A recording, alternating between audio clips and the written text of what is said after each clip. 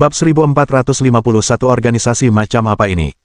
Sebelumnya, lelaki tua itu dan yang lainnya telah mencuri jasad Newstone. Setelah penyelidikan yang cermat, mereka tidak menemukan penyebab sebenarnya kematiannya. Mungkin mereka telah mengabaikan detail penting. Lubang jarum. Sekarang, lelaki tua itu akhirnya mengetahui apa yang telah membunuh Newstone. Namun, sudah terlambat. Dalam pertarungan antara para ahli, kemenangan dan kekalahan seringkali ditentukan oleh satu pikiran.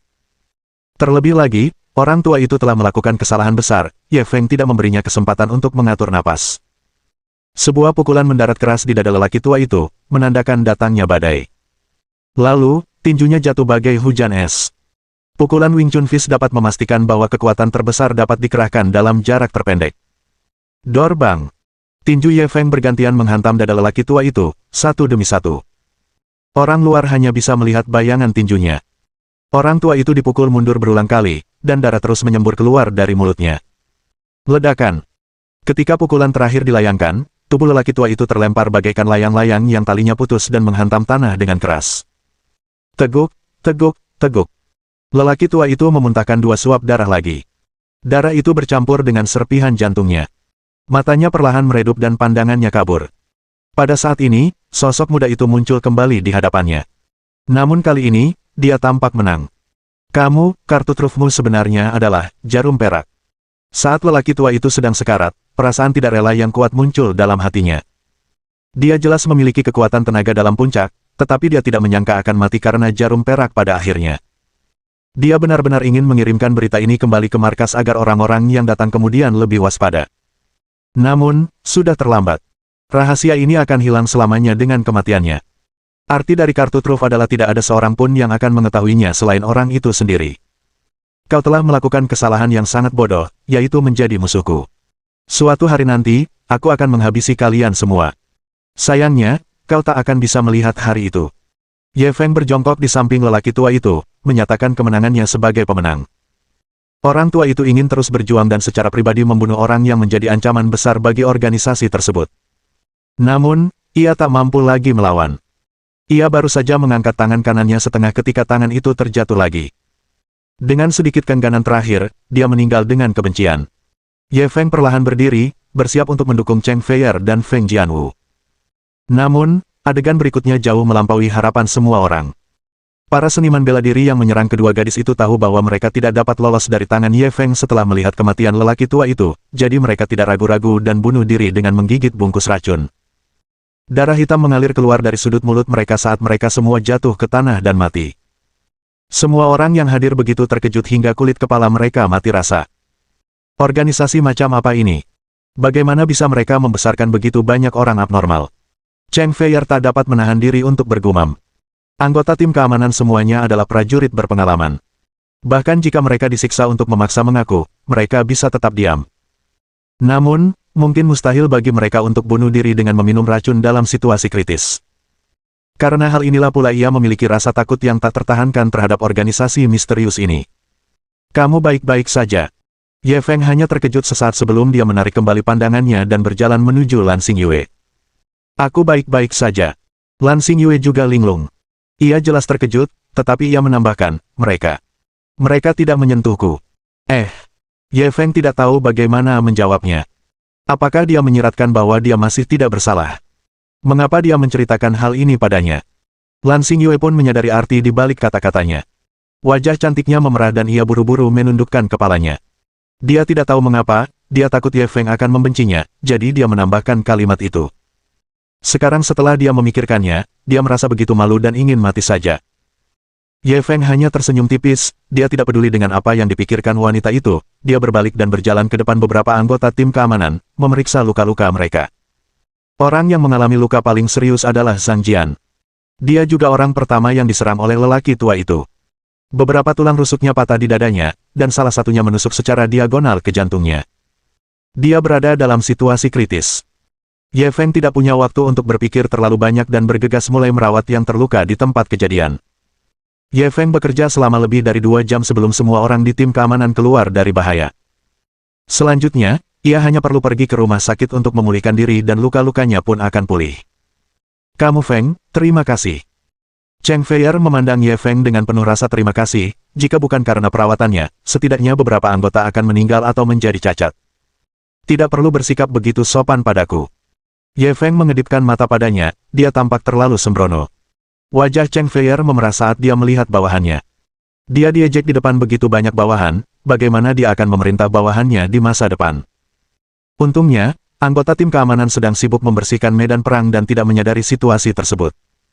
Hal ini membuatnya merasa lega. Sayangnya, tak seorang pun selamat. Cheng Feier memandangi sekitar 20 mayat di tempat kejadian dan merasa sangat menyesal. Jika mereka dapat menangkap salah satu dari mereka hidup-hidup, mereka mungkin dapat menemukan terobosan dan mencari tahu tentang organisasi misterius ini. Mungkin aku bisa bertanya pada aliansi Gunung Hitam, Ye Feng tiba-tiba mengingatkan mereka. Mata Cheng Feier langsung berbinar. Benar. Aliansi Gunung Hitam jelas-jelas melindungi mereka hari ini. Sepertinya kita mungkin bisa menemukan beberapa petunjuk dari aliansi Gunung Hitam. Kita bisa memanfaatkan kejadian ini untuk menemukan Chen Shaoxiong dan menanyakannya kepadanya. Mereka berdua cocok dan langsung berpisah. Anggota tim keamanan yang mengalami luka ringan bertugas membersihkan tempat kejadian perkara dan mengirim anggota yang mengalami luka serius ke rumah sakit. Feng Jianwu bertanggung jawab mengirim Lan Xingyue pulang. Ye Feng dan Cheng Feier langsung berkendara ke markas Black Mountain Alliance. Saat itu sudah lewat pukul 2 pagi dan seluruh kota sunyi. Cheng Feier bersandar di kursi penumpang dan menikmati keheningan yang langka. Ia pun tertidur. Ye Feng tidak mengganggunya, dia mengecilkan volume musik. Markas besar aliansi Gunung Hitam terletak di daerah makmur di distrik Sikeng. Itu adalah bangunan 3 lantai, dan masih ada beberapa lampu di dalamnya. Ada tanda yang tergantung di pintu masuk bertuliskan, Black Mountain Security Company. Kelihatannya memang perusahaan yang sah. Ye Feng memarkir mobilnya di pintu masuk. Ia tidak membangunkan Cheng Feier, melainkan berjalan ke markas aliansi Gunung Hitam sendirian. Ada beberapa orang yang sedang bermain kartu di aula di lantai pertama. Ketika mereka melihat Ye Feng masuk, seseorang langsung memarahinya. Siapa kamu? Siapa yang mengizinkanmu masuk? Kamu tahu di mana ini? Di mana Chen Shaoxiong? Suruh dia keluar dan menemuiku. Ye Feng memasukkan kedua tangannya ke saku sambil melihat sekeliling.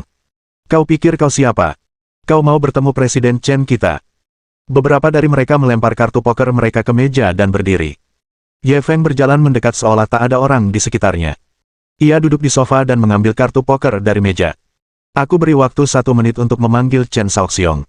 Kalau tidak, aku akan mencarinya sendiri. Bab 1452 Dia seseorang yang bahkan bosnya takuti. Orang-orang itu terhibur ketika mendengar hal itu. Oh, omonganmu benar-benar besar. Beraninya kau membuat masalah di aliansi Black Mountain kita. Apa kau sudah bosan hidup? Salah satu pria, yang memiliki bekas luka di wajahnya, segera mengulurkan tangan untuk mencengkeram kerah Ye Feng. Ye Feng menjentikkan jarinya dengan ringan, kartu poker di tangannya berubah menjadi pisau terbang dan terbang keluar. Kartu poker itu terbang melewati telinga Scarface, dan separuh telinganya langsung terpotong dan jatuh ke tanah. Pria itu menutup telinganya dan berteriak. Darah mengalir melalui celah-celah jarinya. Yang lainnya semua terkejut dengan metode mengejutkan Ye Feng. Kartu poker ternyata bisa diubah menjadi senjata tajam untuk membunuh. Ini terlalu mengerikan. Seseorang segera mengambil walkie-talkie dan menghubungi orang yang bertanggung jawab.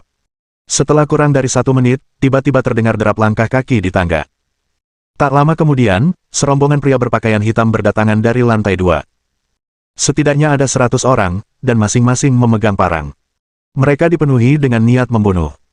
Seorang pria berusia sekitar 40 tahun dan mengenakan kacamata berbingkai emas berjalan keluar dari kerumunan dan berdiri di depan Ye Feng. Temanku, aku ingin tahu apa permusuhanmu dengan aliansi Gunung Hitam kita. Sambil berbicara, dia mengamati setiap gerakan Ye Feng. Di bawah pengepungan lebih dari 100 anggota klub dengan senjata tajam, Ye Feng masih sangat tenang. Seolah-olah 100 orang ini seperti semut di matanya. Keadaan pikiran seperti ini jelas bukan sesuatu yang dapat dimiliki oleh orang biasa. Kamu Chen Shaoxiong. Ye Feng melirik pria itu, dia tidak berniat untuk bangun. Bukan.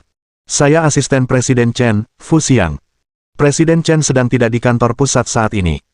Pria itu menjelaskan situasinya secara singkat. Lalu di mana dia sekarang? Di kantor personalia. Kantor personalia. Apa yang dia lakukan di sana? Ye Feng terkejut mendengar jawaban ini. Fu Xiang tersenyum ramah. Orang-orang kita membuat masalah di bar hari ini.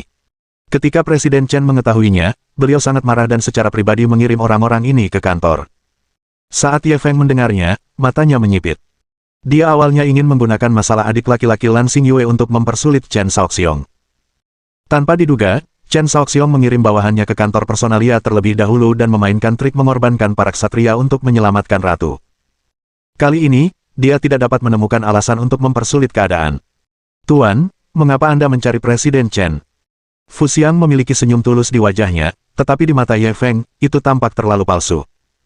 Tidak apa-apa, selamat tinggal. Ye Feng tidak membuang waktu, dia berdiri dan pergi. Fu Xiang tidak membiarkan siapapun menghentikannya dan mengusirnya keluar pintu. Seorang antek di belakangnya berjalan dengan marah. Saudara Xiang, apakah kita akan membiarkannya pergi begitu saja? Orang-orang kita telah dilukai olehnya. Jika kita tidak membuatnya memberi penjelasan dan membiarkannya pergi begitu saja. Ketika Fu Xiang menatap antek ini, dia tidak lagi menunjukkan ekspresi ramah seperti saat menghadapi Ye Feng. Sebaliknya, ekspresinya digantikan oleh sikap dingin yang menusuk tulang. Apakah kamu tahu siapa dia? Aku tidak tahu. Dia orang yang bahkan ditakuti bos. Kalau kamu nggak mau hidup lagi, cari masalah sama dia. Seseorang yang bahkan bosnya takuti. Semua antek menatap kaget ke arah mobil Ye Feng pergi. Black Mountain Alliance adalah klub terbesar di Jiangsu. Dan bos mereka, Chen Shaoxiong, seperti tiran lokal Jiangsu. Jika bosnya saja takut padanya, seberapa mengerikankah dia? Semua orang bergidik. Apakah kita sudah sampai? Ye Feng sudah menyetir kembali ketika Cheng Feier akhirnya terbangun dan bertanya. Aku sudah ke markas aliansi Gunung Hitam, jawab Ye Feng sambil mengemudi. Kau sudah ke sana? Ada apa? Cheng Feier buru-buru duduk tegak dan bertanya. Chen Shaoxiong ini bukan orang biasa. Dia sendiri yang mengirim orang-orang yang membuat masalah di bar ke kantor personalia. Ye Feng menjelaskan situasinya secara singkat. Cheng Feier tercengang. Lalu, apakah itu berarti kita tidak bisa menemukan terobosan? Ye Feng menaikkan volume musik, senyum muncul di wajahnya. Kalau kamu sering jalan-jalan di tepi sungai, bagaimana mungkin sepatumu tidak basah? Kalau dia bisa menjadikan Black Mountain Alliance klub nomor 1 di Jiangsu, bagaimana mungkin tangannya bersih? Selama kita mau menyelidiki, kita selalu bisa menemukan masalah. Lalu apa yang harus kita lakukan selanjutnya? Cheng Feier tidak bisa memikirkannya untuk saat ini, dia hanya melemparkan masalah itu ke Ye Feng. Ye Feng merenung sejenak. Aku akan menelepon dulu. Setelah mengatakan itu, dia mengeluarkan ponselnya dan menelepon Yu Fengsheng dari Three Phoenix Society. Telepon berdering sekali, tetapi tidak ada yang mengangkat. Dia menelepon untuk kedua kalinya. Kali ini, telepon berdering beberapa kali sebelum akhirnya diangkat. Tak lama kemudian, suara Yu Fengsheng yang marah terdengar. Kau gila. Kenapa meneleponku tengah malam begini? Apa kau tidak bisa membiarkanku tidur? Ye Feng menjauhkan ponselnya. Setelah selesai melampiaskan kekesalannya, ia menempelkannya kembali ke telinga. Kalau begitu, kamu bisa lanjut tidur. Bagaimana aku bisa tidur? Kau membangunkanku. Kalau ada apa-apa, cepat ceritakan, kata Yu Fengsheng dengan marah. Aku ingin bertanya sesuatu. Ini tentang Chen Shaoxiong. Apa itu? Apakah kamu punya informasi tentang Chen Shaoxiong? Tidak, aku belum melakukannya. Mustahil, kan? Bukankah perkumpulan 3 Phoenixmu bermusuhan dengan aliansi Gunung Hitam? Apa kau tidak mengumpulkan informasi rahasia tentang Chen Shaoxiong? Ye Feng tidak akan percaya bahwa Yu Fengsheng adalah orang baik, selama dia bisa membunuh lawannya, dia tidak akan bersikap lunak. Hehe, aku memang ingin mencari kesalahannya, tapi Chen Shaoxiong ini terlalu licik. Pekerjaan kotornya dilakukan oleh bawahannya. Dia bersih dan tidak ada cacat sama sekali. Yu Fengsheng menjawab dengan penuh kebencian, seolah-olah dia membenci Chen Shaoxiong karena terlalu pintar dan tidak bisa menemukan sedikit pun bukti. Tidak bisakah kau menemukan buktinya? Dia bos klub terbesar di Jiangsu. Apa dia benar-benar selugu itu? Ye Feng meragukan kata-katanya. Metode rubah tua ini sangat cerdik. Bahkan jika ada sesuatu yang mencurigakan, dia akan menyembunyikannya dengan sangat baik. Dengan statusnya sebagai bos aliansi Gunung Hitam, departemen terkait pasti akan mengawasinya dengan ketat. Jika ada bukti yang jelas, mereka pasti sudah mengambil tindakan sejak lama. Nada bicara Yu Fengsheng agak tak berdaya, jelas-jelas sedang pusing memikirkan lawannya ini. Ye Feng tidak dapat menemukan terobosan apapun darinya, dia hanya bisa menyerah untuk saat ini. Saat mereka berdua kembali ke halaman kecil yang mereka sewa, Feng Jianwu sudah bergegas kembali dan sedang beristirahat di sofa di ruang tamu. Semua orang sibuk sepanjang malam dan memang sedikit lelah. Ye Feng menyiapkan tikar untuk Cheng Feier beristirahat. Dia berlari ke kursi goyang di halaman dan tidur. Ketika ia terbangun lagi, hari sudah lewat pukul 9 keesokan paginya. Matahari sudah terbit tinggi di langit. Ketiga gadis itu sudah bangun dan sedang mengobrol bersama. Pada saat itu, tiga wajah cantik saling memantulkan satu sama lain, dan pemandangannya sangat harmonis. Bab 1453 Sekelompok Penjilat. Kalian ngomongin apa? Kok ramai banget? Ye Feng menguap dan menghampiri dengan rasa ingin tahu. Tak satu pun dari ketiga wanita itu menoleh, mereka mengabaikannya. Ye Feng mendengarkan sebentar dan mendengar mereka berbicara tentang pakaian dan kosmetik, dia merasa bosan dan pergi mandi. Setelah sarapan sederhana, Ye Feng hendak tidur lagi ketika Zhuang Xiaoqiao menghentikannya. Ye Feng, kita akan berbelanja dan butuh sopir, bagaimana menurutmu? Ye Feng menguap dan melambaikan tangannya. Kalian lanjutkan saja, aku sangat mengantuk, aku perlu tidur sebentar. Lebih penting tidur atau berbelanja dengan wanita cantik. Zhuang Xiaoqiao tidak menyerah dan terus membujuknya. Kalian pergi sendiri-sendiri saja. Lagi pula, kalian kan bisa menemukan jalannya.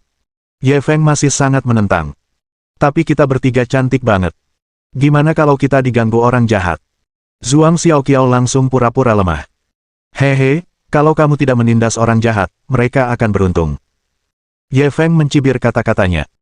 Di antara ketiga wanita itu, salah satu dari mereka merupakan pemimpin regu keamanan yang memiliki kekuatan-kekuatan cahaya tahap akhir, yang satu lagi merupakan ninja yang memiliki kekuatan-kekuatan dalam tahap awal, dan yang satu lagi merupakan iblis perempuan yang kejam dan tidak menguasai ilmu bela diri.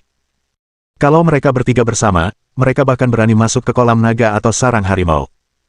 Kenapa mereka harus takut pada orang jahat? Tuan, ikutlah dengan kami, saya mohon. Benar sekali, Ye Feng, aku sudah lama tidak berbelanja. Feng Jianwu dan Cheng Feier juga datang untuk ikut bersenang-senang. Mereka berbicara satu demi satu seolah-olah merupakan kejahatan keji bagi Ye Feng untuk tidak menemani mereka berbelanja.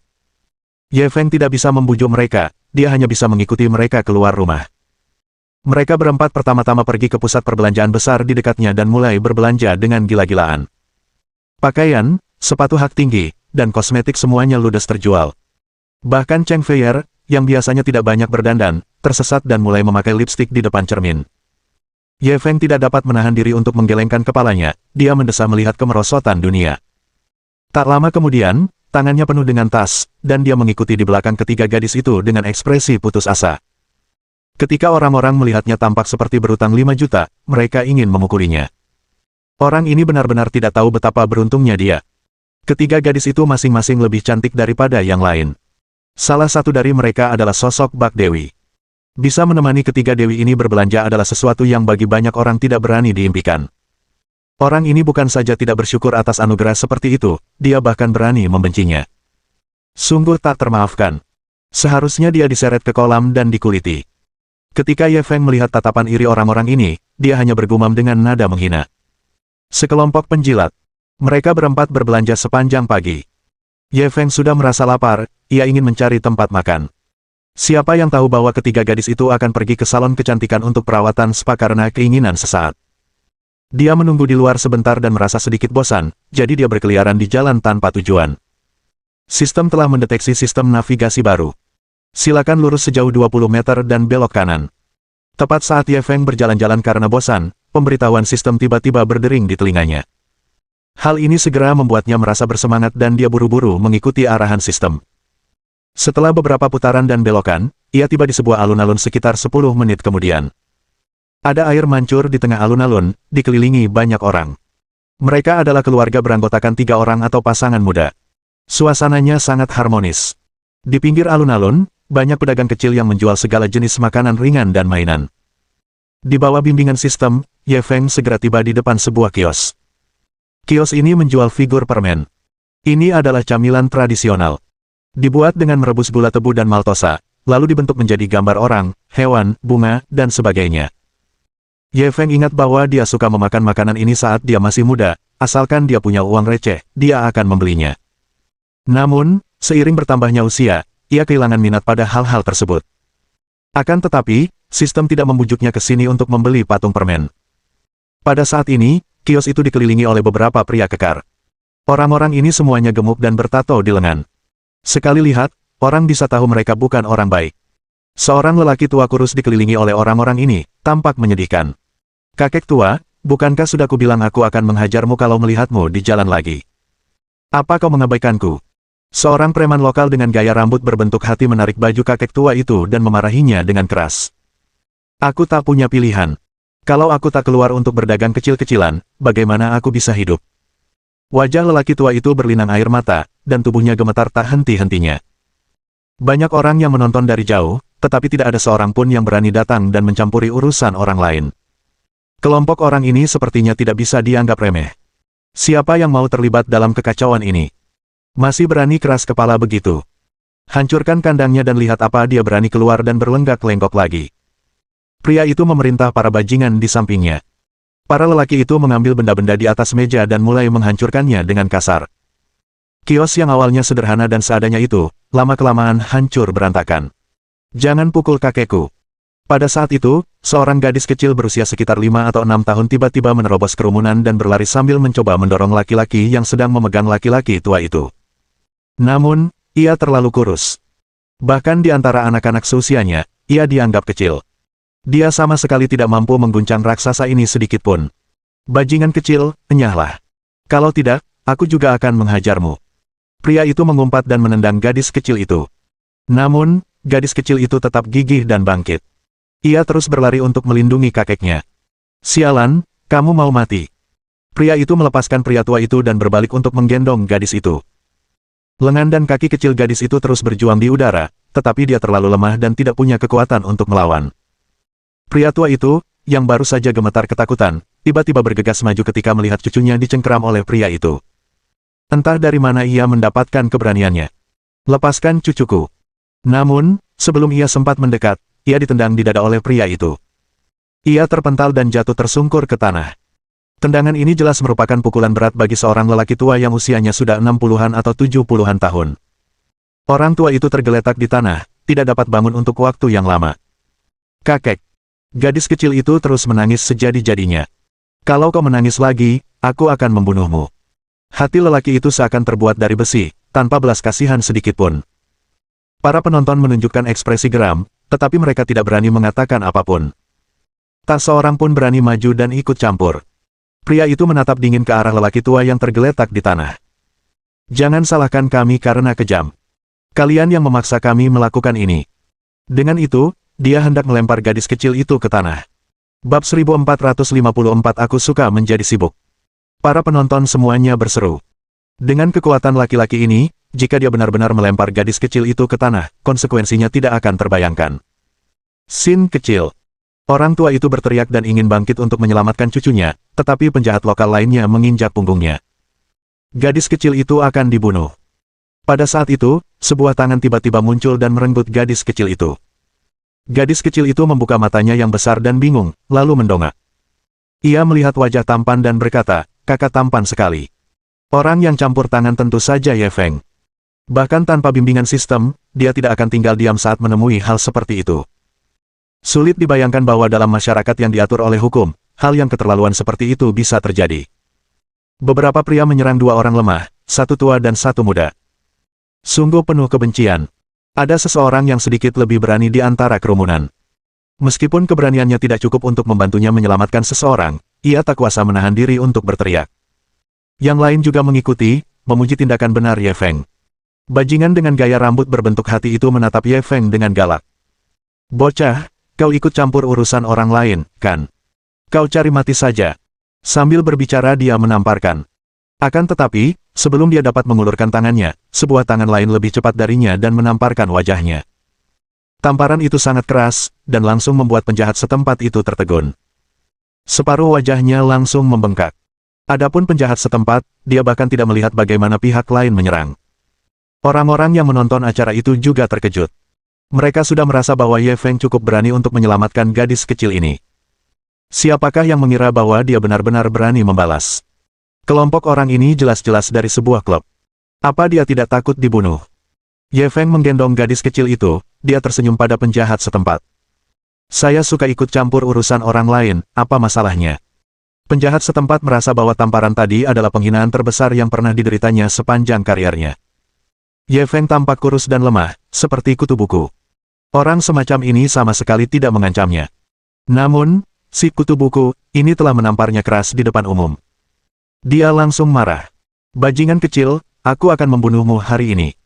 Si berandalan itu menerjang maju dengan ekspresi ganas, ingin melawan Ye Feng sampai mati. Namun, aura gilanya segera sirna oleh sebuah tamparan. Kali ini, pipinya yang lain membengkak, dan jauh lebih simetris. Semua orang yang hadir tercengang. Satu tamparan tidak cukup, tapi dia berani menamparnya lagi. Pemuda ini sombong sekali. Ye Feng tidak menatap penjahat setempat itu, melainkan menatap gadis kecil di pelukannya. Kamu sekolah. Gadis kecil itu mengangguk patuh. Ya, aku kelas senior di taman kanak-kanak. Bisakah kamu menghitung? Selanjutnya, aku akan bertarung dan kau hitung. Coba kulihat berapa kali kau bisa menghitung. Gadis kecil itu mengangguk bingung. Ye Feng tersenyum cerah padanya dan berteriak, mulai. Kemudian, dia menamparkan wajah penjahat setempat itu di kedua sisi. Suara tamparan terdengar terus-menerus. Pada saat yang sama, gadis kecil itu menghitung dengan jelas, 1, 2, 3, 4, 5, 45, 46, 47. Mulut penonton semakin menganga lebar. Akhirnya, rahang mereka hampir jatuh ke tanah. Suara tamparan yang keras itu membuat mereka merasakan sedikit nyeri di pipi. Pada saat yang sama, mereka bingung. Bukankah pemuda ini takut para bajingan itu akan membalas dendam? Berani sekali dia bersikap begitu kejam. Si preman setempat sudah ditampar puluhan kali, tapi ia bahkan tak punya tenaga untuk melawan. Kedua pipinya sudah bengkak seperti kepala babi. Akhirnya, ia tak mampu bertahan lebih lama lagi. Kakinya tak berdaya dan ia pun jatuh ke tanah. Tamparan Ye Feng meleset. 50-58. Gadis kecil itu melaporkan hasilnya kepada Ye Feng. Lumayan, kamu sudah bisa berhitung sampai 58. Ye Feng mencubit hidung kecilnya sebagai hadiah. Gadis kecil itu langsung kegirangan setelah menerima pujiannya, dan wajah kecilnya memerah. Baru pada saat itulah para penjahat yang tersisa bereaksi dan menyerbu maju dengan panik. Dua di antara mereka membantu para penjahat itu berdiri sementara dua lainnya mengepung Ye Feng, menunggu bos mereka memberi perintah. Preman yang dipukuli habis-habisan itu berdiri dibantu kedua bawahannya. Ia menatap Ye Feng dengan tajam. Bocah, tahukah kau siapa kami? Berani-beraninya kau memukulku. Kurasa kau sudah bosan hidup. Ye Feng menatap mereka dengan penuh minat. Katakan padaku, siapa kalian? Kami dari aliansi Black Mountain. Pernahkah Anda mendengar tentang aliansi Black Mountain? Pria itu segera memperkenalkan dirinya. Aliansi Gunung Hitam. Klub terbesar di Jiangzhou, tentu saja, aku pernah mendengarnya. Ketika Ye Feng mendengar bahwa para bajingan ini berasal dari aliansi Gunung Hitam, dia sedikit terkejut. Dia tidak menyangka orang-orang dari aliansi Gunung Hitam begitu hina. Mereka bahkan menindas orang tua, perempuan, dan anak-anak. Dia benar-benar melebih-lebihkan mereka. Karena kau tahu aliansi Black Mountain kita di sini untuk urusan bisnis, kenapa kau tidak pergi saja? Apa kau mau mati? Pria itu mengira orang ini akan ketakutan setengah mati ketika mendengar nama aliansi Black Mountain. Namun, ia tidak menyangka pihak lain akan begitu tenang, yang membuatnya sangat kesal. Kau membeli jalan ini. Kalau kau bisa di sini, kenapa aku tidak? Ye Feng tak peduli dengan ancamannya, ia malah mengejeknya. Sebaiknya kau pikirkan baik-baik. Kalau kau berani bermusuhan dengan aliansi Black Mountain kami, kau akan mati dengan mengerikan. Pria itu terus mengancamnya. Ye Feng tersenyum sinis. Sekelompok berandalan, masih mau memberontak. Aku tidak peduli kalian dari aliansi Gunung Hitam atau aliansi Gunung Putih, tunjukkan saja apa yang kalian punya. Ekspresi para penonton berubah. Gila, pemuda ini gila. Apa dia benar-benar tidak tahu betapa kuatnya aliansi Gunung Hitam? Aliansi Gunung Hitam adalah klub terbesar di Jiangzhou. Orang-orang ini mampu membunuh dan membakar, dan dia sama sekali tidak takut. Anak sapi yang baru lahir tidak takut harimau. Anak muda ini mungkin harus menderita. Belum pernah ada orang yang menyinggung aliansi Black Mountain dan masih hidup dan sehat. Pemuda ini terlalu impulsif. Semua orang memuji tindakan benar Ye Feng, tetapi di saat yang sama, mereka merasa bahwa dia telah bertindak terlalu jauh. Dia tahu pihak lain berasal dari aliansi Gunung Hitam, tapi dia masih berani memprovokasi mereka. Bukankah ini sama saja dengan mencari kematian? Beberapa orang dari aliansi Gunung Hitam juga merasa marah pada Ye Feng. Mereka menatap pria dengan gaya rambut berbentuk hati itu. Saudara Biao, kenapa kau bicara dengan anak ini? Tidak bisakah kita membunuhnya saja? Yang lain juga tampak bersemangat mencobanya. Namun, pria yang mereka panggil, Saudara Biao, itu tidak tergerak, dia hanya menatap Ye Feng. Bab 1455 Pernahkah Anda mendengar tentang aliansi Gunung Hitam? Sebenarnya, ketika Ye Feng memukul Saudara Biao mencoba melawan. Namun, anehnya, setiap kali dia hendak menyerang, Ye Feng selalu menamparnya di saat yang tepat, dia tidak bisa melawan sama sekali. Dari sini terlihat jelas bahwa pemuda di hadapannya itu luar biasa. Setidaknya, beberapa dari mereka jika digabungkan bukanlah tandingannya. Itulah sebabnya dia membuang begitu banyak napas pada Ye Feng, jika itu orang lain, dia pasti sudah menyerang. Sekarang, tampaknya dia harus pergi dan mencari pertolongan terlebih dahulu sebelum dia bisa mendapatkan kembali harga dirinya. Baiklah, kalau kau berani, tunggu di sini. Aku akan memanggil orang-orang sekarang. Kalau kau berani pergi lebih awal, aku tidak akan membiarkan mereka berdua pergi. Kau juga bisa menelepon orang-orang dan kita lihat siapa yang akan mengaku kalah duluan. Setelah berkata demikian, dia segera berangkat bersama anak buahnya. Para penonton yang mengira Ye Feng akan langsung dipukuli menjadi bingung saat melihat orang-orang ini pergi terburu-buru. Kenapa mereka pergi? Apa mereka akan membiarkan pemuda ini pergi begitu saja? Kau tidak dengar apa yang mereka katakan? Mereka pergi mencari bala bantuan. Memanggil bala bantuan? Tidak mungkin. Mereka banyak sekali. Mungkinkah mereka bahkan tidak bisa mengalahkan satu orang pun? Apa mereka masih butuh bala bantuan? Itu benar. Apa sebenarnya yang terjadi? Semua orang bingung dengan tindakan orang-orang dari Aliansi Gunung Hitam. Ye Feng sendirian, sementara Aliansi Gunung Hitam memiliki 5 hingga 6 orang, dan mereka masih membutuhkan bala bantuan dalam situasi ini. Lelucon macam apa ini? Terima kasih, Dermawan, karena telah menyelamatkan hidupku, terima kasih banyak.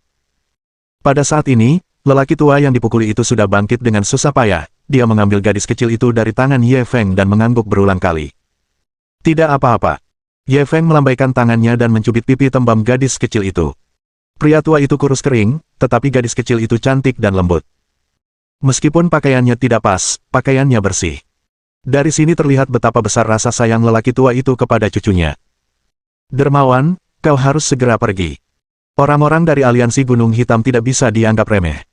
Mereka pasti akan mencari masalah denganmu lagi. Jika kau tidak pergi sekarang, semuanya akan terlambat.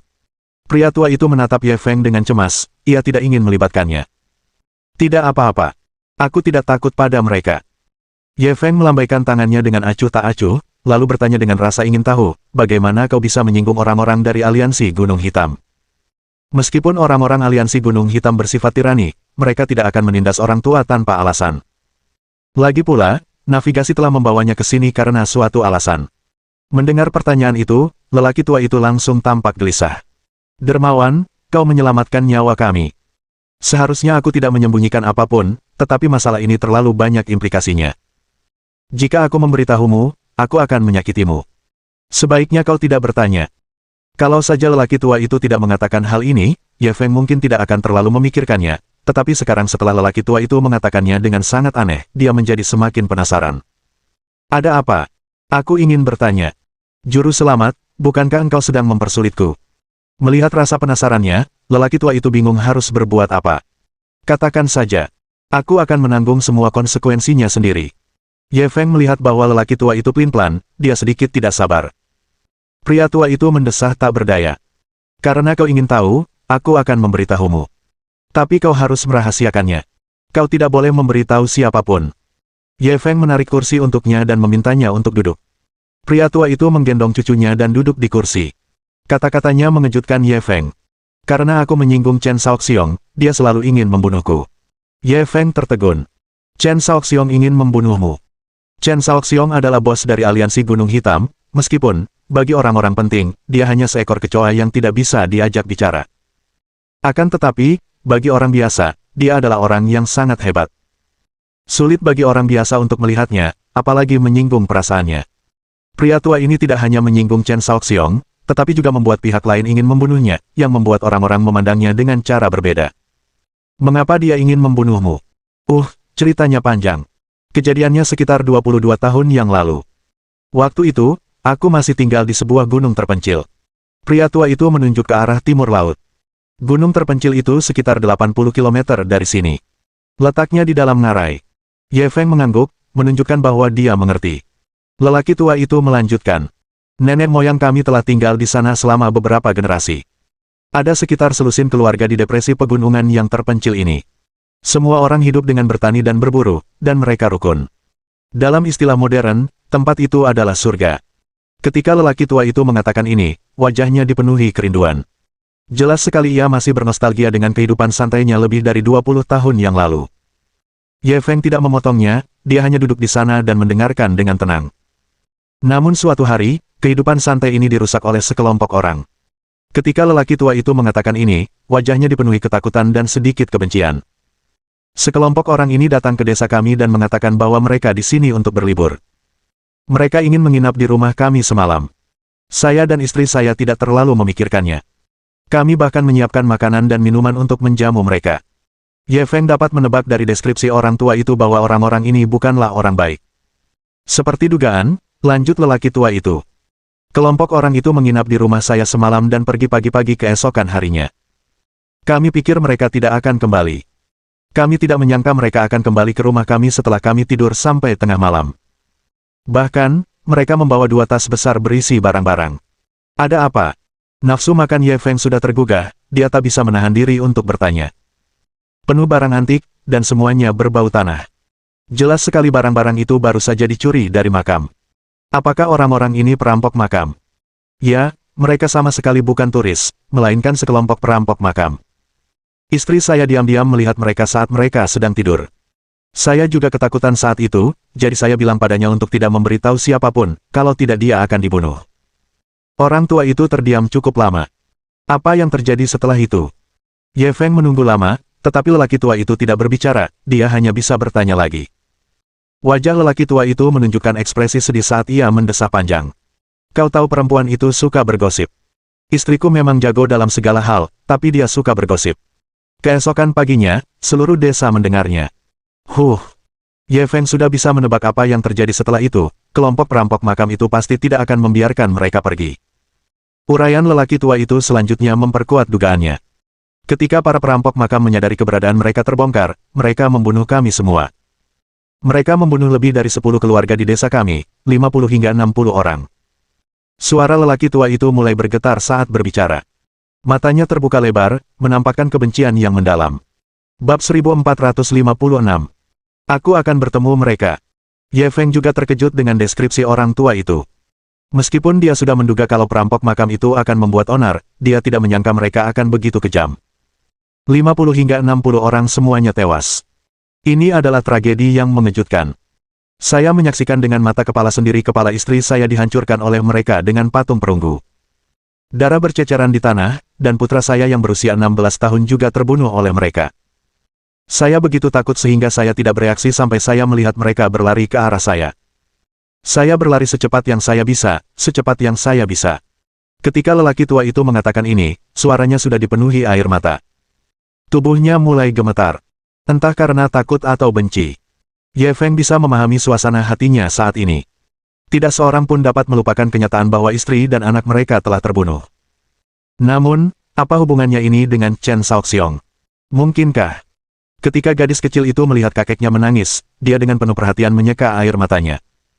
Orang tua itu memeluk erat gadis kecil itu, seakan-akan ia sedang memegang tali penyelamat. Saya berlari sejauh-jauhnya. Saya berlari lebih dari 80 km, saya berlari ke kota, dan pergi ke kantor kepegawaian untuk melaporkan kasus tersebut. Pria tua itu menenangkan diri dan melanjutkan penjelasannya, kantor personalia sudah pergi untuk menyelidiki, tetapi mereka tidak menemukan apapun. Seolah-olah kelompok orang itu menghilang begitu saja. Ye Feng tahu masalah ini belum berakhir, kalau tidak, orang tua itu tidak akan memprovokasi orang-orang dari aliansi Gunung Hitam. Setelah itu, saya menetap di kota dan bekerja paruh waktu. Saya hidup seperti ini selama lebih dari 10 tahun. Suatu hari, ketika saya sedang bekerja di lokasi konstruksi, saya sedang bekerja di lokasi konstruksi,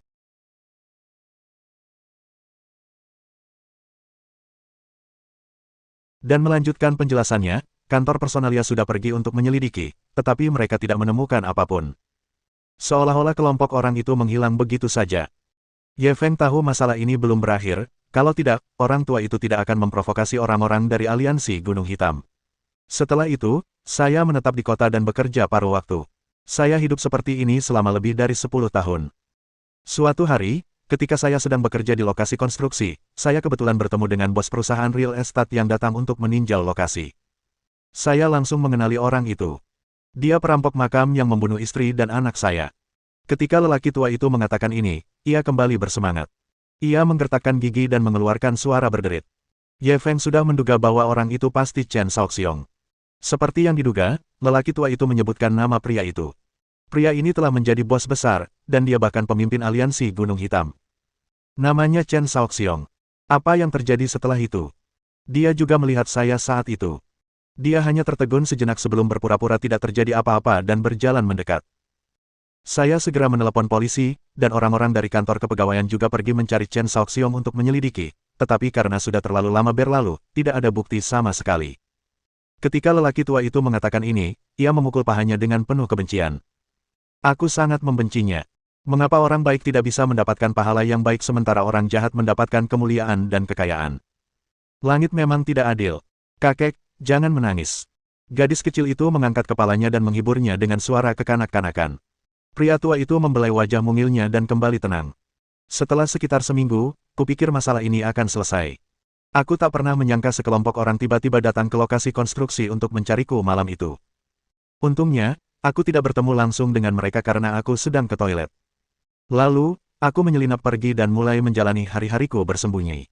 Ye Feng diam-diam mendengarkan penjelasan orang tua itu.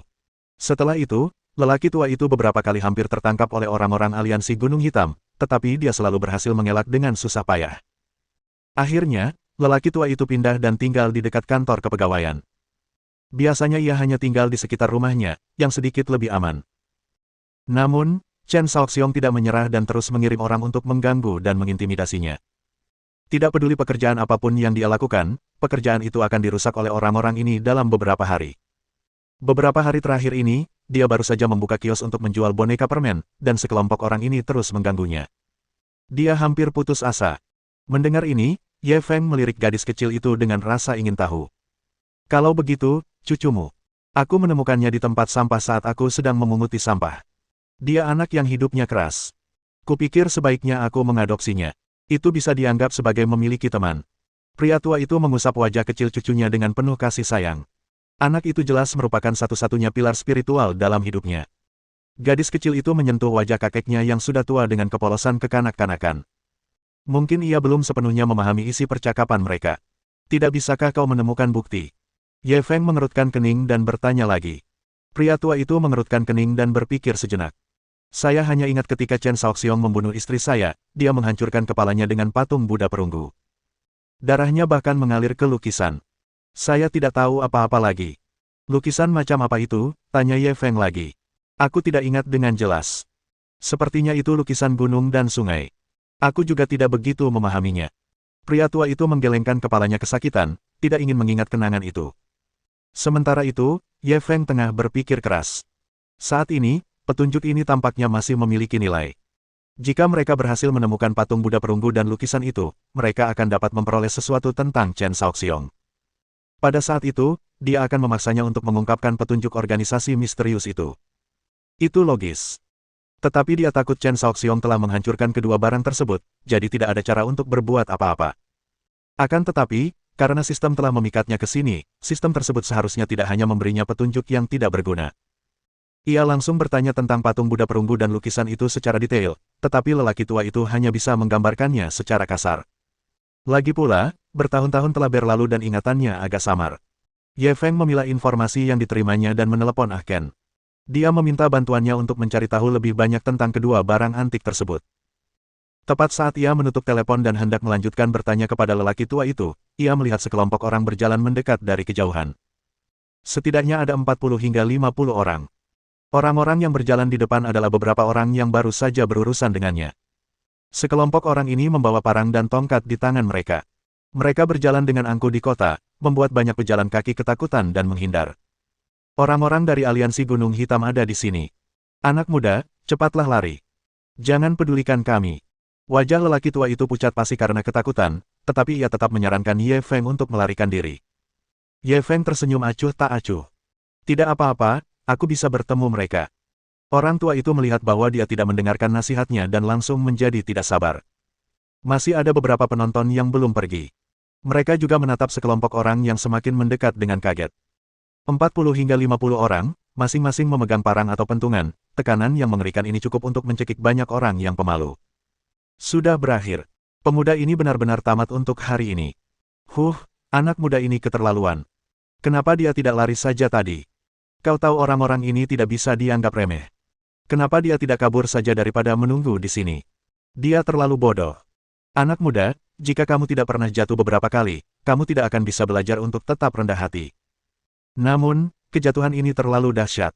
Aku khawatir ini akan menjadi bencana. Tepat saat semua orang tengah berdiskusi, sekelompok orang itu telah berjalan mendekat dan mengepung Ye Feng serta kakek dan cucunya. Perusuh lokal yang dipukuli Ye Feng sebelumnya berjalan keluar dengan wajah penuh kebencian. Lumayan, nak. Berani banget sih nunggu di sini. Sepertinya kalau kita nggak nunjukin seberapa kuat kita hari ini, kalian nggak akan tahu seberapa kuat aliansi Black Mountain kita. Bab 1457. Kalian sungguh perkasa. Aku benar-benar ingin tahu seberapa kuat aliansi Gunung Hitammu.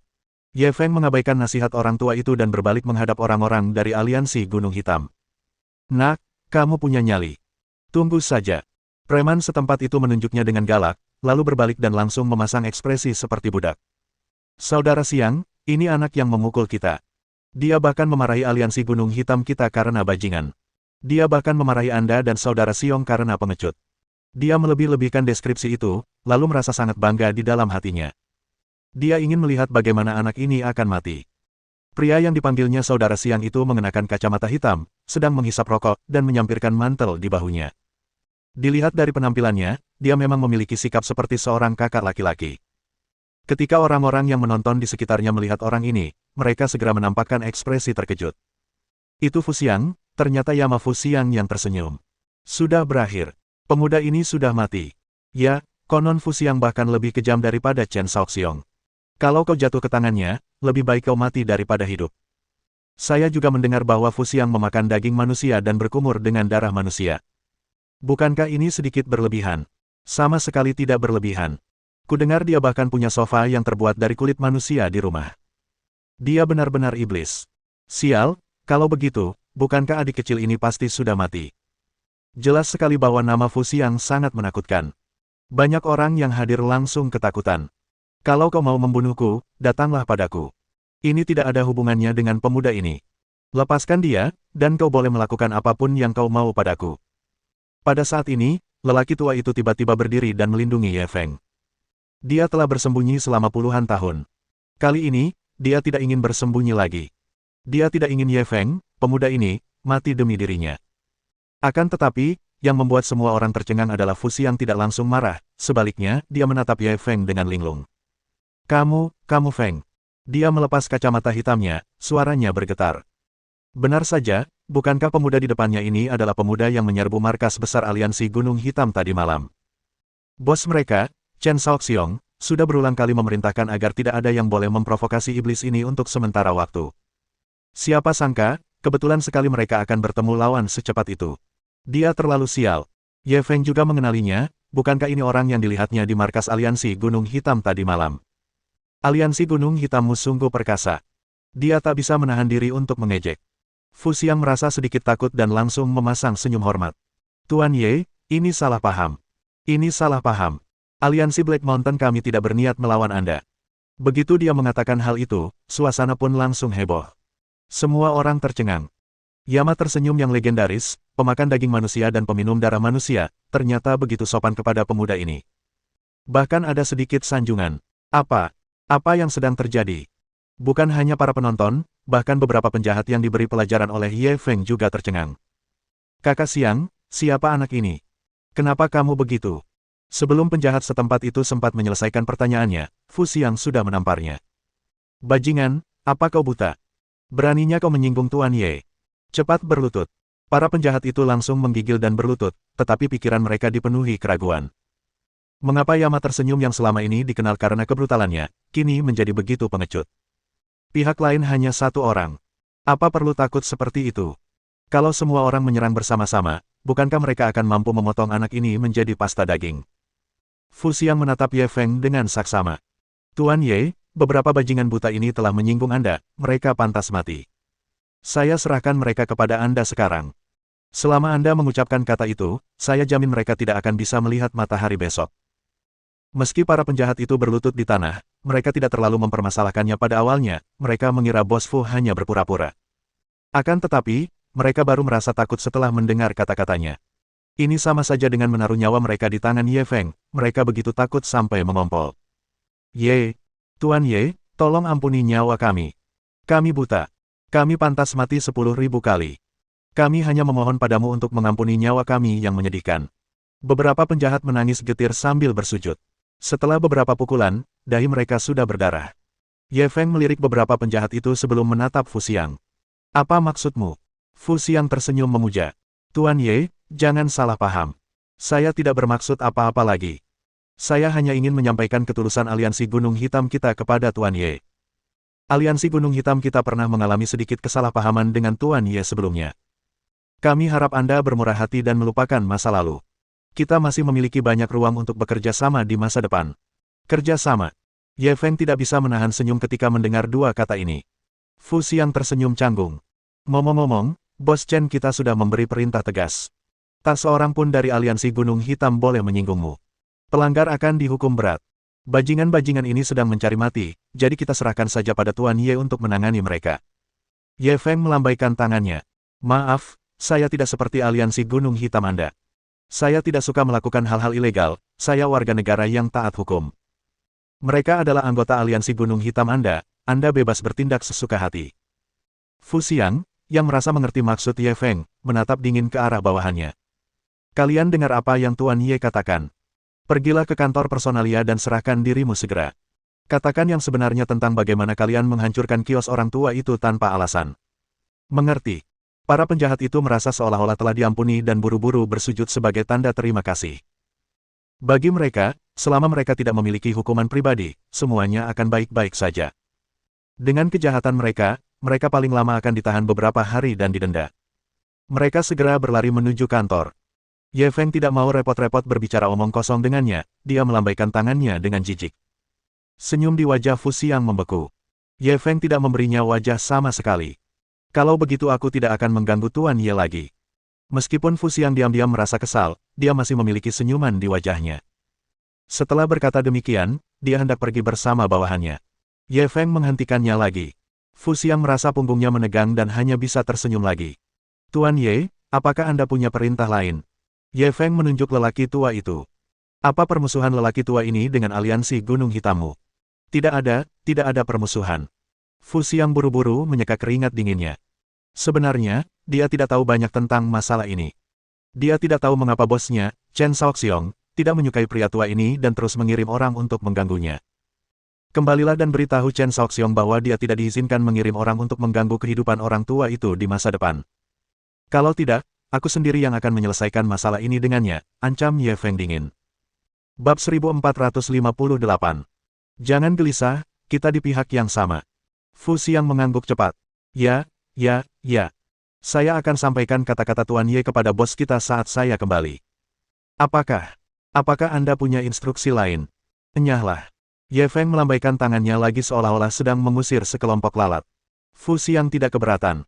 Ia berbalik dan melambaikan tangan kepada bawahannya sebelum bergegas pergi. Sebenarnya, Ye Feng tahu bahwa ini hanyalah solusi sementara. Bahkan jika Chen Shaoxiong untuk sementara waktu berhenti mengirim orang untuk mengganggunya, selama masalahnya belum terselesaikan secara mendasar, orang tua itu cepat atau lambat akan tetap disakiti oleh mereka. Lagi pula, dia tidak bisa melindungi orang tua itu selamanya. Meski begitu, lelaki tua itu tetap berterima kasih padanya. Terima kasih telah menyelamatkan hidupku, dermawan. Saat dia berbicara, dia hendak berlutut.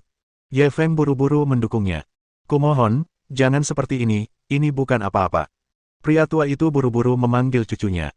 Cepat dan bersujudlah pada paman. Gadis kecil itu sangat patuh, ia segera berlutut dan bersujud kepada Ye Feng. Terima kasih, paman. Bibir Ye Feng berkedut, lalu ia mencubit wajah mungil tembamnya. Panggil saja aku kakak. Baiklah, paman. Gadis kecil itu tersenyum polos. Pada saat yang sama, kerumunan di sekitarnya menatap Ye Feng dengan ketakutan dan ketidakpercayaan. Itu Fu Xiang. Dia adalah perwira terkenal di Black Mountain Alliance.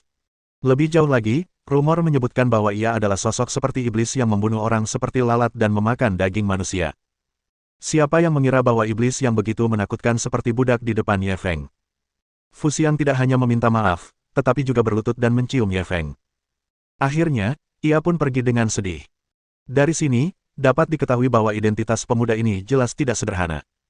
Dia setidaknya berada pada level yang sama dengan Chen Shaoxiong. Seketika semua orang penasaran dan takut terhadap Ye Feng.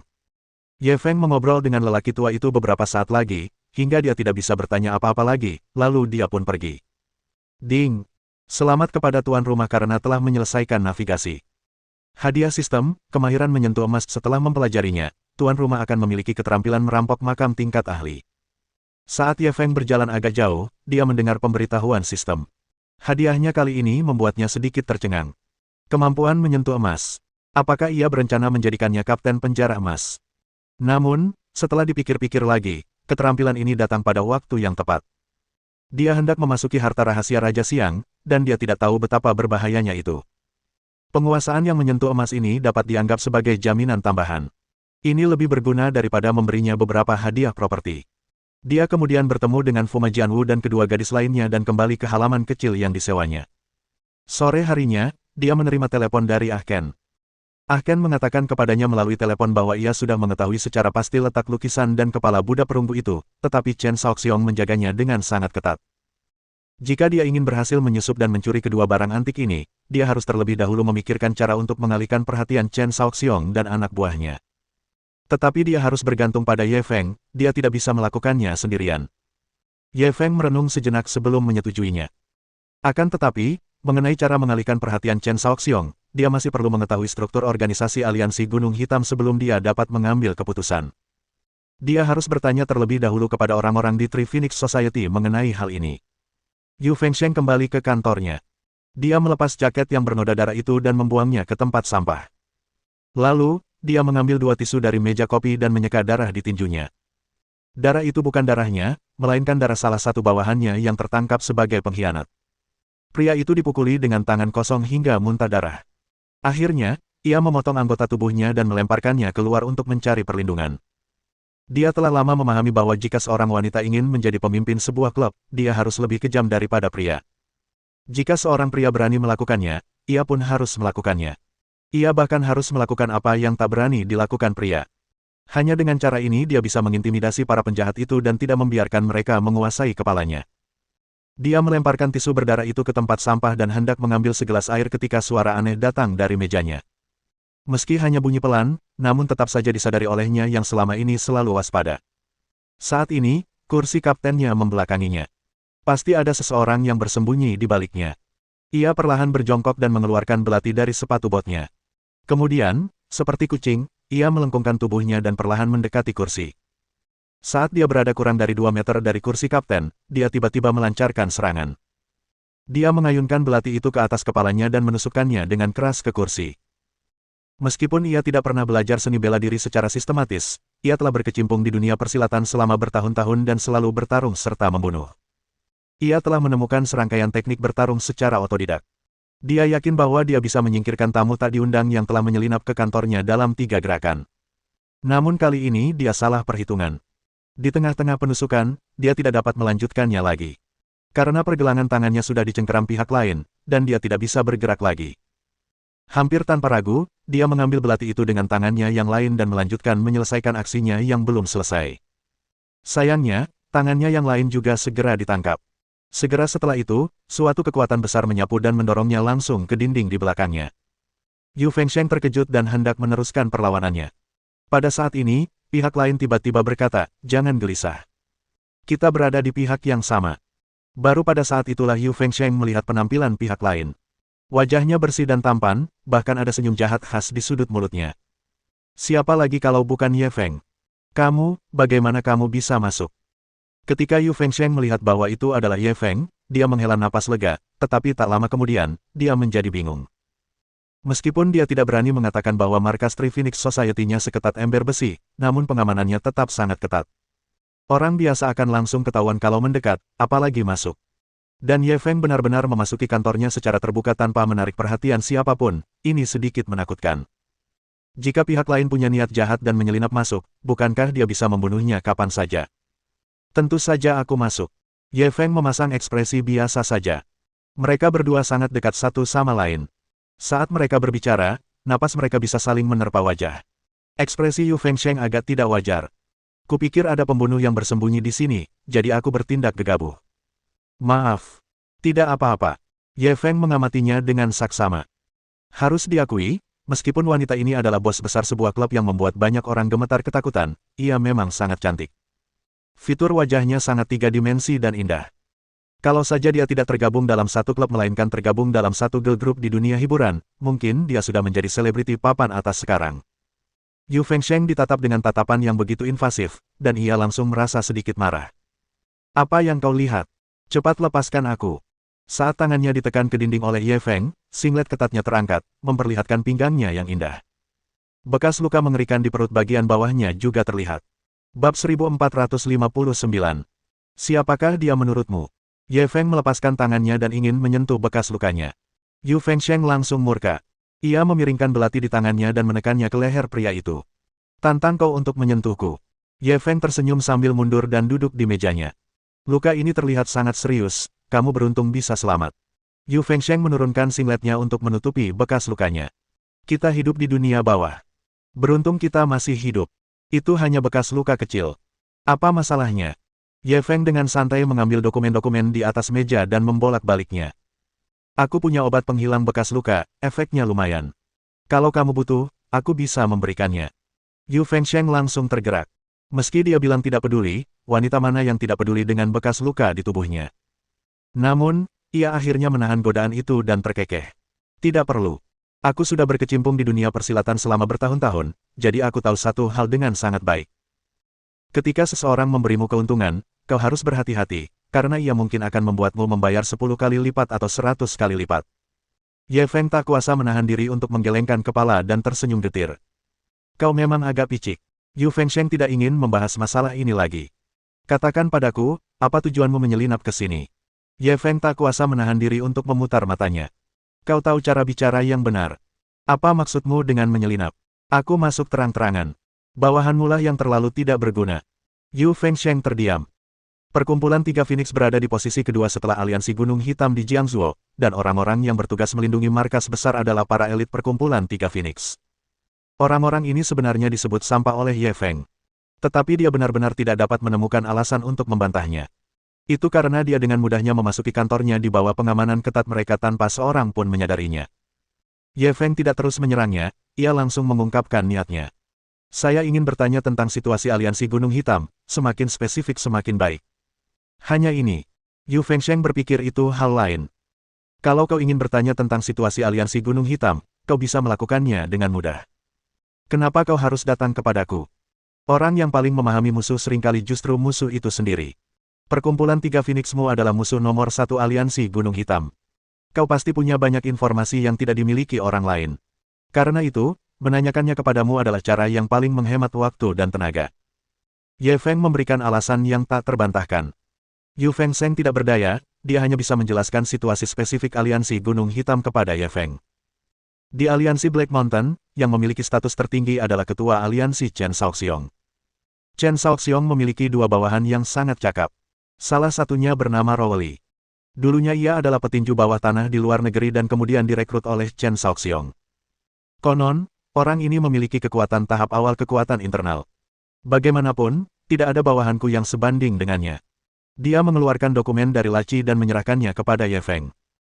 Ye Feng mengambilnya dan membukanya, isinya berisi informasi terperinci tentang Rowley ini, dari beberapa informasi dasar tentang tinggi dan berat badannya, hobinya, hingga catatan pertempuran dan analisis kekuatannya, dapat dikatakan tidak ada detail yang terlewat, laporan itu lebih dari 10 halaman. Dari sini, dapat diketahui bahwa Three Phoenix Society memang telah mempelajari Black Mountain Alliance. Bagaimana dengan yang satunya? Tanya Ye Feng sambil membolak-balik informasi itu. Yang satunya lagi bernama Susan He, ahli strategi utama Chen Shaoxiong, yang ahli dalam memberikan nasihat. Alasan mengapa aliansi Gunung Hitam menjadi perkumpulan terbesar di Jiangzuo adalah karena strategi orang ini. Yu Fengsheng berkata sambil menyerahkan dokumen lain kepada Ye Feng, itu semua tentang Susan He. Dengan kata lain, mereka berdua adalah penasihat terbaik Chen Shaoxiong. Bagaimana dengan Fu Xiang? Ye Feng membolak-balik informasi Susan He, orang ini juga patut diperhatikan. Fu Xiang. Dia pikir dia siapa? Dia cuma preman kecil yang membantu Chen Shaoxiong melakukan pekerjaan kotor. Nada bicara Yu Fengsheng penuh dengan penghinaan terhadap Fu Xiang. Ye Feng terkejut. Ia mengira Fu Xiang adalah orang penting di aliansi Gunung Hitam. Ia tidak menyangka Yu Fengsheng tidak menganggapnya serius. Ternyata ia memang orang kecil. Dia membandingkan kedua set informasi itu secara rinci. Dilihat dari penampilannya, Rowley ini lebih mudah dihadapi. Meskipun orang ini sangat kuat, ia cabul dan kasar. Jika ia memiliki kelemahan, ia akan mudah dihadapi. Namun, Susan He ini adalah rubah tua. Dalam informasi yang dikumpulkan oleh Three Phoenix Society, tidak ada kelemahan spesifik dari orang tua ini. Dari sini, dapat diketahui bahwa orang ini jauh lebih sulit untuk dihadapi. Jika memang begitu, ia mungkin sebaiknya memulai dengan Rowley yang berpikiran sederhana. Rencana pun ditetapkan, dan dia segera mendiskusikan tindakan balasan berikutnya dengan Yu Fengsheng. Ocean Skyworld adalah salah satu klub paling mewah di Jiangsu. Dikatakan bahwa pemilik klub ini memiliki latar belakang yang kuat, sehingga banyak proyek khusus yang tidak dimiliki klub lain, sehingga menarik banyak pelanggan dengan hobi khusus. Rowley sudah sering berkunjung ke CN Skyworld, dan dia akan datang setiap beberapa hari. Namun, biaya klub ini terlalu mahal. Setiap kali dia datang, selain biaya pribadinya, biaya bawahannya bisa mencapai setidaknya 100.000 yuan. Lagi pula, dia orang yang tidak bisa menabung. Setiap kali dapat uang, dia selalu kekurangan uang. Malam ini, ia kebetulan membantu klub menagih utang buruk puluhan juta. Chen Shaoxiong melambaikan tangannya dan memberinya angpau merah besar berisi 1 juta. Dengan uang di sakunya, ia tentu saja harus keluar dan memanjakan diri. Ada lebih dari 10 bawahan yang datang bersamanya. Sebagai petarung nomor 1 Chen Shaoxiong, bawahan yang dibawanya tentu saja merupakan elit aliansi Gunung Hitam. Selama orang-orang ini setia kepadanya, kedudukannya di aliansi Black Mountain tidak akan tergoyahkan. Sekelompok orang memasuki gedung klub dengan megah. Banyak pelanggan menyadari bahwa kelompok orang ini tak bisa dianggap remeh, jadi mereka semua menghindar ke samping. Rowley mengambil alih dan berjalan di depan, menyentuh payudara montok seorang pelanggan wanita di depannya. "Apa yang kau lakukan? Dasar berandalan bau." Wanita itu menjerit dan mengeluh kepada teman prianya. Teman lelakinya ingin mencela mereka, tetapi ketika ia menoleh dan melihat jumlah mereka begitu banyak, dan semuanya berwajah garang, ia menjadi begitu ketakutan hingga tidak berani berbicara lagi. "Sial, dari belakang, kau punya sosok iblis. Dari depan, kau terlihat seperti iblis sialan. Kau masih punya muka untuk menghinaku dengan tampangmu itu." Rowley mengumpat dengan arogan sebelum memimpin anak buahnya masuk. Para antek di belakangnya berjalan melewati wanita itu satu persatu, masing-masing mengulurkan tangan untuk mengusap tubuhnya sekali. Wanita itu ketakutan setengah mati dan tidak berani melawan. Hahaha. Kelompok antek-antek itu tertawa terbahak-bahak. Mereka menikmati kesenangan menindas orang lain tanpa membayar apapun. Rowley membawa bawahannya ke ruang pribadi yang paling sering dikunjungi, tetapi sudah ada tamu di dalamnya. Sepertinya seseorang sedang merayakan ulang tahun mereka dan menyanyikan lagu ulang tahun. Dia menendang pintu hingga terbuka dan berjalan masuk dengan angkuh. Suasana yang semula ceria di dalam tiba-tiba berubah menjadi hening, semua orang menatap mereka dengan heran. Bab 1460. Ingat, namaku Luo Weili. Apa yang kau lakukan? Siapa yang mengizinkanmu masuk? Tanya salah satu pria berkepala gendut, bertelinga besar, dan berkalung rantai emas. Dilihat dari cara berpakaian dan bicaranya, sepertinya dia bukanlah orang baik. Luo Weili menghampiri pria itu dan tersenyum padanya. "Maaf, kamar pribadi ini milikku. Silakan pindah." Pria itu langsung mencibir. "Kami yang memesannya duluan. Kok bisa jadi milikmu? Apa kau mengintimidasiku karena kau punya lebih banyak orang?" Luo Weili menggosok hidungnya. "Aku melakukan ini demi kebaikanmu. Kalau kau tidak bergerak, aku akan meminta saudara-saudaraku membantumu." Pria berantai emas itu meraih botol. "Apa maksudmu? Kau mau cari masalah? Kenapa kau tidak pergi dan bertanya-tanya saja?" "Aku..." Sebelum sempat menyelesaikan kalimatnya, Luo Weili sudah meraih kue di atas meja dan menamparnya di wajahnya. Pada saat yang sama, ia menendang dada pria itu. Tendangan ini cepat dan kejam. Tubuh pria itu, yang beratnya setidaknya 70–80 kg, terpental dan menghantam dinding dengan keras. "Sial, karena kau tidak bisa mengerti bahasa manusia, maka aku akan menggunakan metode yang bahkan hewan pun bisa mengerti agar kau bisa mengerti." Luo Weili segera melambaikan tangannya, dan selusin bawahannya bergegas maju seperti serigala dan harimau, memukuli sekelompok orang di ruang pribadi sampai mereka menangis memanggil orang tua mereka. Meskipun orang-orang ini tidak mudah dihadapi, mereka bukanlah tandingan para petarung elit aliansi Gunung Hitam. Mereka langsung babak belur dan berguling-guling di tanah karena kalah. Manajer klub bergegas menghampiri setelah menerima kabar tersebut. Ketika melihat Luo Weili, raut wajahnya berubah. "Kak, ada apa?" Ketika Luo Weili melihat manajer itu, raut wajahnya sedikit melunak. "Entahlah dari mana orang-orang bodoh ini berasal, tapi mereka kesini untuk bicara omong kosong denganku. Aku sudah memberi mereka pelajaran dan membuat mereka belajar." Manajer klub tertawa canggung. "Kak, bisakah kau lepaskan mereka kali ini demi aku? Aku akan memberimu diskon 50% untuk pengeluaran hari ini. Luo Weili tersenyum dan menepuk pundaknya. Kalau manajer Hu sudah bicara, bagaimana mungkin aku tidak memberimu kesempatan? Setelah berkata demikian, dia mengangkat tangannya untuk menghentikan antek-anteknya. Lalu, ia menghampiri pria berantai emas itu dan membantunya berdiri. Kau dengar itu? Manajer Hu sudah memohon padamu. Aku akan melepaskanmu kali ini. Kalau kau berani bersikap keras di depanku lagi, aku tidak akan mudah diajak bicara. Mengerti. Pria itu buru-buru mengangguk, tetapi hatinya dipenuhi kebencian. Ia bersiap untuk melarikan diri dulu, lalu memanggil seseorang untuk membalasnya. Luo Weili membaca pikirannya dan menepuk wajahnya sambil tersenyum. Kalau kamu mau minta tolong, cepatlah. Aku akan menunggu di sini. Ingat, namaku Luo Weili, dan bosku Chen Shaoxiong dari Aliansi Gunung Hitam. Aku akan menunggumu untuk membalas dendam kapan saja. Ketika pria itu mendengar kata-kata Aliansi Gunung Hitam, ia begitu ketakutan hingga wajahnya memucat. Hasrat balas dendam di hatinya langsung sirna. Lelucon macam apa ini? Balas dendam terhadap orang-orang Aliansi Gunung Hitam. Bukankah dia sudah bosan hidup? Dia segera mengumpulkan teman-temannya dan berlari keluar dari ruangan pribadi itu dengan sedih. Saudaraku, mohon tunggu sebentar. Saya akan meminta seseorang untuk membantu Anda membersihkan, kata manajer Hu sambil tersenyum, lalu menginstruksikan para pelayan untuk membersihkan ruang pribadi. Luo Weili menarik manajer Hu ke samping dan menunjukkan senyum getir. Hu tua, panggil saja aku Meixin yang terakhir. Meixin adalah wanita tercantik di Ocean Skyworld. Ia memiliki sedikit darah Eropa Utara dan sangat cantik, terutama dengan kakinya yang jenjang. Ia tak bisa melupakannya. Sejak dia menikmati pelayanan pribadi Meixin terakhir kali, dia terus memikirkannya siang dan malam. Alasan utama datang ke clubhouse kali ini juga untuk Meixin. Namun, setelah manajer Hu mendengar ini, dia tersenyum canggung. Kak, Meixin sudah punya tamu. Kamu harus ganti tamu lain. Pergilah dan bicarakan dengan pelanggan di sana. Katakan padanya bahwa pengeluarannya malam ini akan ditanggung olehku. Apapun yang terjadi, kau harus mencarikan Meixin untukku hari ini. Ketika Luo Weili mendengar bahwa Meixin sudah kedatangan tamu, ia langsung kesal. Bukankah perjalanannya akan sia-sia? Manajer Hu tampak gelisah. Kak, pelanggan di sana susah diajak ngobrol. Mereka pasti nggak akan setuju. Aku bantu panggil cewek lain ya. Banyak cewek cantik di klub kita. Lisa lumayan bagus, kan, kemarin. Aku mau Meixin, apa kau tidak mengerti bahasa manusia? Apa kau percaya aku tidak akan menghancurkan ruang gantimu? Temperamen Luo Weili memang selalu buruk. Jarang baginya untuk berbicara dengan manajer Hu dengan tenang selama ini. Ketika dia mendengar sang manajer masih mencoba mengelak, dia langsung marah besar. Wajah manajer Hu menegang. Kak, kalau kamu mau hancurkan, silakan saja. Jelas saja dia tidak takut dengan ancamannya. Luo Weili ditolak, dan momentumnya langsung mandek. Meskipun dia terbiasa menjadi tiran, dia benar-benar tidak punya nyali untuk menghancurkan dunia langit samudra ini. Bos besar Ocean Skyworld adalah orang yang memiliki kekuatan besar. Bahkan Bos Chen dari Aliansi Gunung Hitam mungkin tidak mampu memprovokasinya.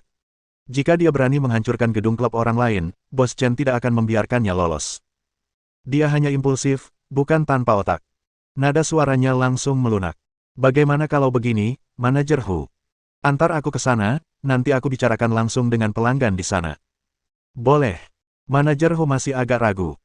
Kak, pelanggan di sana tidak bisa diremehkan. Aku khawatir kalau ketemu mereka, kamu akan berkelahi. Jangan khawatir, aku akan membicarakannya dengan mereka. Aku tidak akan bertindak gegabah. Aku janji. Luo Weili buru-buru bersumpah ke surga bahwa dia tidak akan bergerak. Namun, ia mencibir dalam hati. Selama ia menunjukkan nama Aliansi Gunung Hitam, bukankah pihak lain akan dengan patuh menyerahkan wanita cantik itu dengan kedua tangan? Apa perlu ada tindakan? Manajer Hu tidak punya pilihan selain membawa mereka ke ruang pribadi para tamu. Luo Weili dan belasan bawahannya mengikuti di belakang dengan gagah berani. Mereka masih sangat mengintimidasi. Manajer Hu segera membawa mereka ke ruang pribadi. Ia berbalik dan berkata kepada Luo Weili, tunggu sebentar, saya akan masuk dan bertanya. Namun, Luo Weili tidak punya kesabaran. Ia mendorongnya ke samping dan menendang pintu hingga terbuka. Ini adalah cara yang paling umum ia gunakan untuk membuka pintu. Ia tidak pernah menggunakan tangannya, padahal ia bisa menggunakan kakinya. Ledakan. Pintu kamar pribadi itu terbanting keras ke dinding, dan seluruh kamar pribadi itu tampak bergetar. Sekelompok orang yang sedang merayakan di dalam langsung terkejut dan berbalik untuk melihat. Luo Weili langsung melihat Meixin, yang sedang duduk di pangkuan seorang pria dan minum bersamanya, dan dia merasa cemburu. Meixin, kemarilah. Dia tidak melihat yang lain dan hanya melambai ke arah Meixin. Meixin menatap pria di sampingnya dengan ekspresi cemas. Aku. Apa? Apa kau tuli? Melihatnya tak bergerak, Luo Weili tak punya pilihan selain menghampiri dan meraih lengannya, ingin membawanya pergi dengan paksa. Namun, lengan Meixin yang lain dicengkeram oleh tangan lain. Pada saat yang sama, suara seorang pria terdengar, Luo, bukankah kamu terlalu sombong? Luo Weili tertegun saat mendengar suara itu. Pihak lain mengetahui nama belakangnya, jadi pria itu pasti mengenalnya. Dia mengenalnya, namun dia masih berani memanggilnya, Luo. Jelas, dia tidak perlu takut. Banyak orang di Jiangzhou tidak mengenalnya, tetapi tidak banyak yang mengenalnya dan tidak takut padanya. Saat Meixin berada di antara mereka berdua, dia hanya bisa menoleh untuk melihat, dan pupil matanya mengecil. Lai Ziqiang.